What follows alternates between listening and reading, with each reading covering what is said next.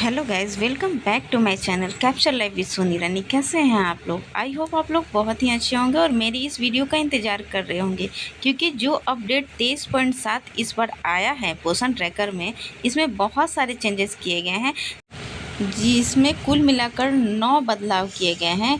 इन सारे बदलाव के बारे में हम लोग बारी बारी से एक्सप्लेन करके जानेंगे, मतलब पूरी डिटेल से हम लोग जानेंगे कि इसमें जो चेंजेस किए गए हैं वो कैसे कैसे वर्क करेगा और इस अपडेट के बाद क्या क्या एरर आ रहा है, इन सब के बारे में भी हम लोग चर्चा करेंगे। इसलिए आप वीडियो को स्किप नहीं करिए, आप लोग पूरा अंत तक ये वीडियो ज़रूर से ज़रूर देखिएगा, जिससे आपको समझ में आए कि ये जो नया अपडेट आया है वो किस तरह से वर्क कर रहा है। तो चलिए बढ़ते हैं आगे वीडियो की ओर। पहला अपडेट में है कि creation of APAAR ID has been introduced for 3 and 6 years beneficiary, यानी कि 3 से 4 साल के जो बच्चे हैं उनका भी हम लोग को अब अपार आईडी बनाना है। अपार आईडी क्या है, अब आप ये सोच रही होंगी, तो मैं बता दूं कि अपार आईडी वो आईडी है जिसमें बच्चों के एजुकेशन के बारे में सारे डिटेल डाले जाते हैं। उसी आईडी को, जैसे कि हेल्थ का जो भी इन्फॉर्मेशन है वो इन्फॉर्मेशन आभा आईडी पर डाला जा रहा है, उसी तरह एजुकेशन संबंधी जो भी डॉक्यूमेंट्स है आपका वो अपार आईडी पर डाला जाएगा।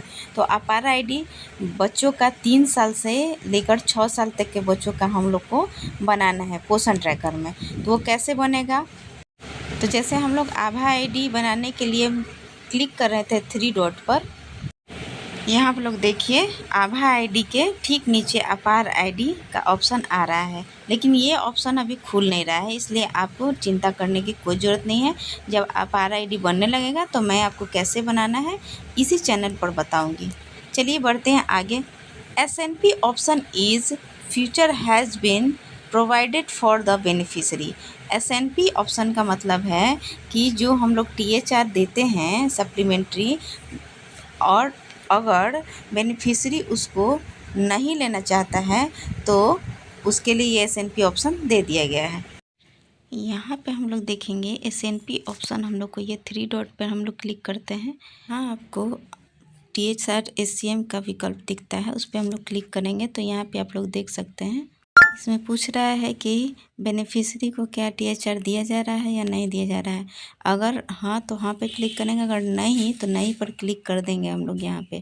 तो ऐसे क्या होगा कि हम लोग के पोषण ट्रैकर में बहुत सारे लाभार्थी तो ऐड रहते हैं, वो भी लाभार्थी रहते हैं जिनको हम लोग THR नहीं देते हैं या फिर HCM नहीं देते हैं, तो यहाँ से हम लोग उसे नहीं पर क्लिक कर सकते हैं। नहीं पर क्लिक करने के बाद हम लोग विकल्प ये जो चुना गया है नाश्ता और SCM वाला ऑप्शन है, इस बच्चे के आगे जो चौकोर अगर आपने गलती से ये ऑप्शन चूज करने के लिए वो नहीं, फिर से आप हाँ पर क्लिक करिएगा तो LS मैडम के लॉगिन में जाएगा, LS मैडम वहाँ से प्रूफ करेंगी, तब जाके फिर से ये ऑप्शन आपका खुलेगा। चलिए, तो ये 2 अपडेट तो आपने बहुत अच्छे से समझ लिया और आगे ही इसी तरह वीडियो पर बने रहिए। तो ये बता रहे हैं next, UDID field is not mandatory anymore.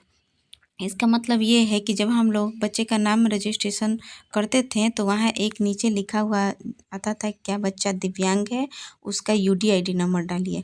तो अब हम लोग को UDID नंबर डालना अनिवार्य नहीं है। चौथा अपडेट है eKYC and FRS feature has been provided on the beneficiary profile itself, यानी कि ये बहुत ही अच्छा एक अपडेट आया है। इससे हम लोग को पता चलेगा कि किन किन लाभार्थी का हम लोगों ने FRS किया है और किन का नहीं किया है। इसको कैसे पता करेंगे, हम लोग बच्चे के नाम पर क्लिक करेंगे। नाम पर क्लिक करने के बाद यहाँ पे देख रहे हैं प्रोफाइल ओपन हो रहा है, ऊपर दिखा रहा है कि eKYC face capture for the beneficiary are incompleted, यानी कि इनका FRS नहीं हुआ है और इनका eKYC भी नहीं हुआ है।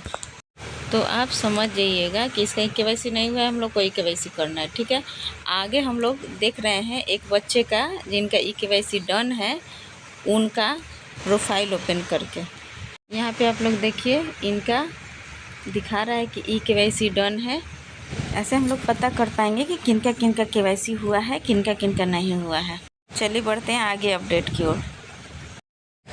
ECC is restricted on Sunday, यानी कि संडे को ईसीसी जो है उसका ऑप्शन ओपन नहीं होगा। Changes has been made to ensure that school going flag has no impact on SNP। इसका मतलब ये है कि जो स्कूल जा रहे हैं बच्चे, उनको SNP स्कूल जाने की वजह से इम्पैक्ट उस पर नहीं पड़ेगा, यानी कि SNP उनको दिया जाएगा। 7th नंबर है THR can be provided without OTP। ये तो बहुत ही अच्छा अपडेट हुआ है कि जब हम लोग THR वितरण करते थे तो लास्ट टाइम 4 अंकों का OTP लाभार्थी के मोबाइल पर जाता था, जो बेनिफिशियरी के नाम से रजिस्टर्ड था उस पर। तो अब ये OTP नहीं भेजा जाएगा। ये बहुत ही अच्छा अपडेट है। नेक्स्ट है ऐप ऑप्टिमाइजेशन।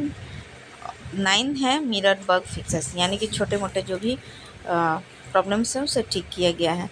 तो ये अपडेट का उद्देश्य आप लोग समझ गए होंगे और समझ गए होंगे कि ये अपडेट कितना इम्पोर्टेंट है।